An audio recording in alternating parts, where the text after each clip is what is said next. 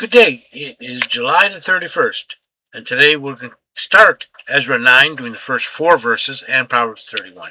Remember, if you'd like to be tagged when I post these videos, or if you have any questions, comments, concerns, suggestions, complaints, or anything else, you may reach me through 810-242-2997.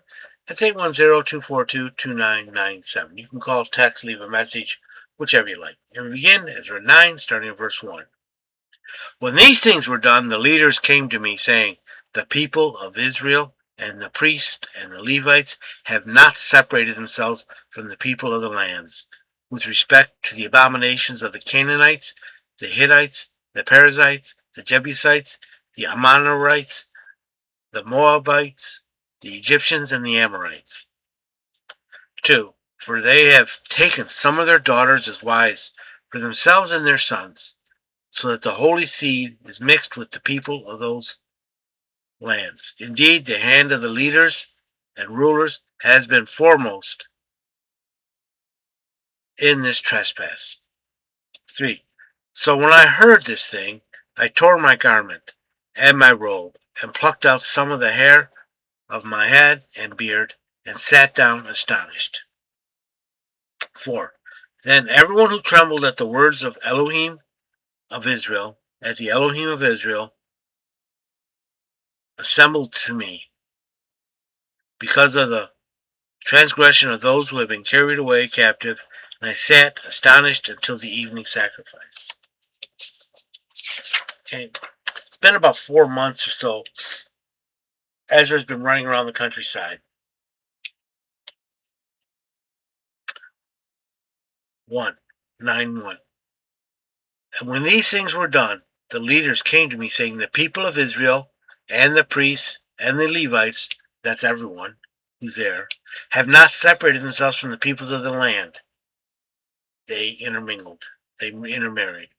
With respect to the abominations of the Canaanites, the Hittites, the Perizzites, the Jebusites, the Ammonites, the Moabites, the Egyptians, and the Amorites. So these are all the heathen peoples of the land. These are people that were not driven out when God told them to drive them out in Judges. So they intermingled and they learned their ways. 2. For they have taken some of their daughters as wives for themselves and their sons,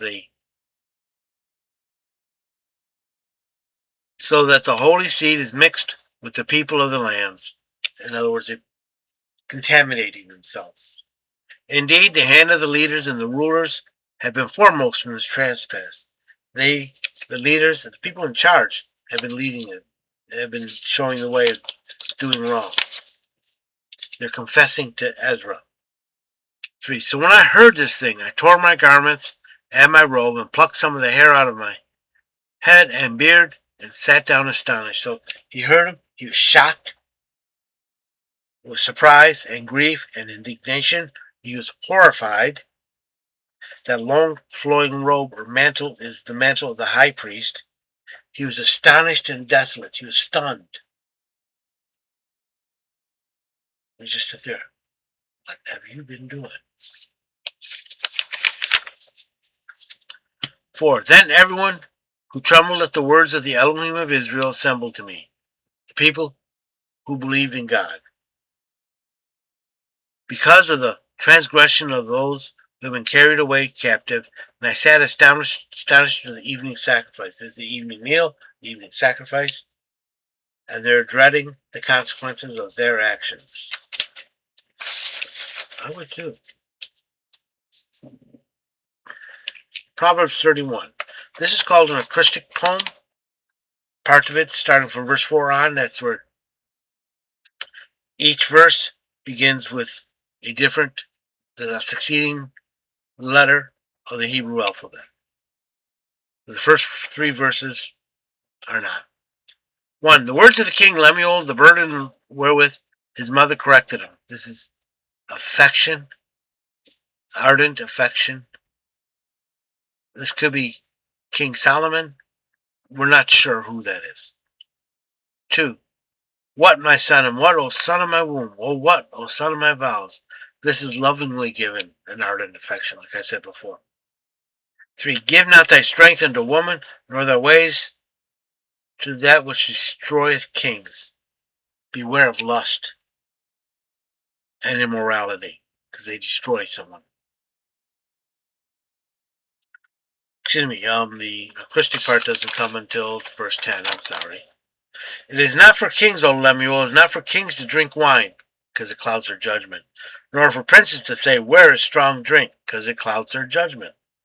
5. Lest they drink and forget that which is decreed, and pervert justice due to that is afflicted. They pervert justice, because they're drunk, and they don't care. 6. Give strong drink unto him that is ready to perish, and wine unto the bitter in soul. 7. Let him drink, and forget his poverty, and remember his misery no more. 8. Open thy mouth for the dumb, and the cause of all such that are appointed to destruction. If someone is being unjustly prosecuted or persecuted, step up and talk, and defend them. 9. Open thy mouth, judge righteously, and plead the cause of the poor and needy. And if they need it, plead it. Proverbs 31. A woman of valor, this Proverbs 31 woman describes. A woman of valor who can find for the price is far above rubies. It's not easy to find a godly, strong woman and that is capable.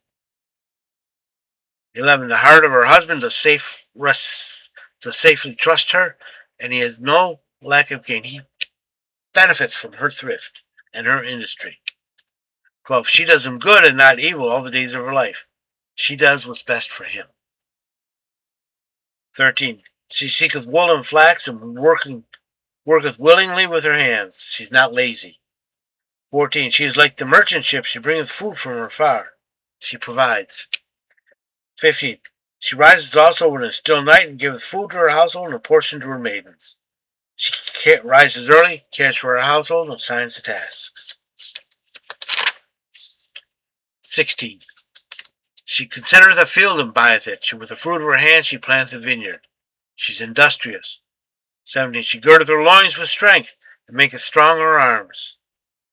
She not weak. 18. She perceiveth that her merchandise is good. Her lamp goes not out at night. She works late. 19. She layeth her hands to the distaff, and her hands hold the spindle. She is busy. 20. She stretches out her hand to the poor. Yea, she reaches for her hands to the needy. She's generous to those in need. 21. She is not afraid of the snow for her household clothed with service. She's prepared for setbacks. 22. She maketh for herself coverlets. Her clothing is of fine linen and purple. 23. Her husband is known at the gates, and he sitteth among the elders of the land. Her husband, when you sit at the gates, that's where you will witness things, business transactions and stuff. Remember with Ruth and Mordecai? And not with Mordecai, Ruth and Boaz. Mordecai also sat at the gates. They decide who can come into the city. They witness, they can do contracts and low justice. 24. She maketh linen garments and selleth them. She delivers girdles unto the merchant. 25. Strength and dignity are her clothing. She laugheth at the times to come. She is rejoicing with confidence. 26. She opened her mouth with wisdom. The law of kindness is in her tongue. She is wise and kind. 27. She looketh well to the ways of her household, and eateth not the bread of idleness. She tends to every detail. 28. Her children rise up and call her blessed, her husband also, and he praises her. 29. Many daughters have done valiantly, but thou excellest them all. 30. Grace is deceitful, and beauty is vain. In other words, that's not the whole thing. But a woman that feareth Yahweh, she shall be praised. She's godly. And she doesn't depend on anything but God. And 31. Give her of the fruit of her hands, and let her work praise her in the gates. Give her what's coming to her, and let her be bragged about by her husband in the gates. I hope you've been blessed by this reading. May the Lord richly bless you. And remember, if you'd like to be tagged when I post these videos, or if you have any questions, comments, concerns, suggestions, complaints, or anything else, you may reach me through 810-242-2997. It's 810-242-2997. You can call, text, leave a message, whichever you like. Remember, Jesus loves you, and so do I.